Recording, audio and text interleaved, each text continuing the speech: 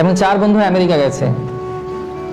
4 বন্ধু আমেরিকা যাবার পর নিউ ইয়র্ক যে নগর আছে সেই নগরের একটা বড় হোটেলে গিয়ে উঠেছে। তারা কি খোঁজ করতে এসেছে, কি চায়? আনন্দে থাকবে।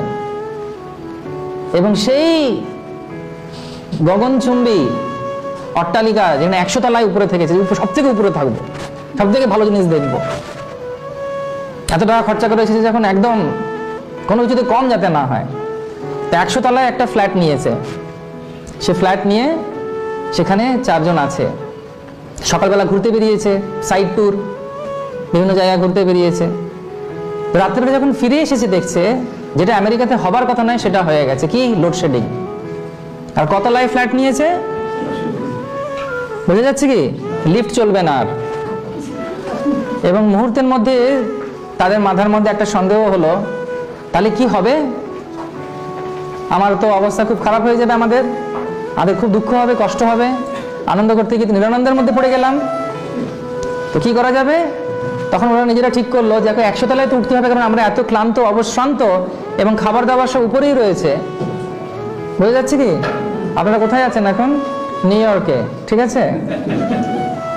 দিয়ে আমরা ওখানে তখন গেছে, তখন 4 বন্ধু ঠিক করেছে যে এই যে উপরে ওঠার কষ্টটা চলে যাবে, যদি আমরা আমাদের জীবনের কোনো কষ্ট, সব থেকে যে দুঃখগুলো পেয়েছি সেগুলো যদি আমরা একে অপরের সঙ্গে আলোচনা করতে করতেই সিঁড়িতে উঠি, বোঝা যাচ্ছে? তাহলে সেই দুঃখ যখন আলোচনা করব, কারণ প্রত্যেক মানুষ ভাবে কি তার গল্পটা সব থেকে বেশি দুঃখের। এটা একটা আশ্চর্য ব্যাপার। আমার মতো দুঃখ কেউ পায়নি, এটা একটা ঘটনা, সবাই ভাবে তাই। তো প্রথম বন্ধু গল্প শুরু করলো সিঁড়ি দিয়ে উঠতে উঠতে, আমার জীবনে যা হয়েছে কি আর বলবো বলে বলা শুরু করলো। সেগুলো আমরা ভেতরে যাবো না কি বলেছিল, কারণ আমাদের সময় কম আছে। এরকম বলতে বলতে বলতে যখন 25 তলায় এসে গেছে, সে আর বলতে পারছে না, চোখে মুখে সব আবেগে একদম জল জমে যাচ্ছে। তখন দ্বিতীয় বন্ধু বলছে, আরে তোর কি দুঃখের কথা, তুই আমারটা শোন, কিরেই ফেলবি।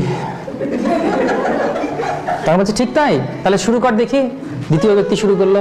তো 25 তলা থেকে আবার ওরা উঠতে উঠতে উঠতে উঠতে 50-60 তলায় চলে এসেছে। 60 তলায় যখন চলে এসেছে তখন তৃতীয় ব্যক্তি বলছে, তোমাদের এই দুঃখের কথা দুঃখই নয়, আমার যে দুঃখের কথা শুনবে তোমরা এখানেই অজ্ঞান হয়ে পড়ে যাবে। বাবা, তো সাংঘাতিক দুঃখের ব্যাপার। তখন বলা শুরু করেছে, বলার আগে নিজেই কেঁদে ফেলেছে। তো কিছুক্ষণ পরে সেও বলা শুরু করে করে করে আস্তে আস্তে যখন একেবারে 90 তলায় পৌঁছে গেছে, 90 তলা কি প্রায় 98 তলায় পৌঁছে গেছে, তখন একেবারে কান্নাকাটির অবস্থা। সবাই বলছে সত্যি সত্যি তোর মতো দুঃখের কথা শুনিনি। তখন যে চতুর্থ ব্যক্তি যে বাকি ছিল সে বলছে, আমার দুঃখের কথা তোমাদের শুনে লাভ নেই। তখন বলছে যে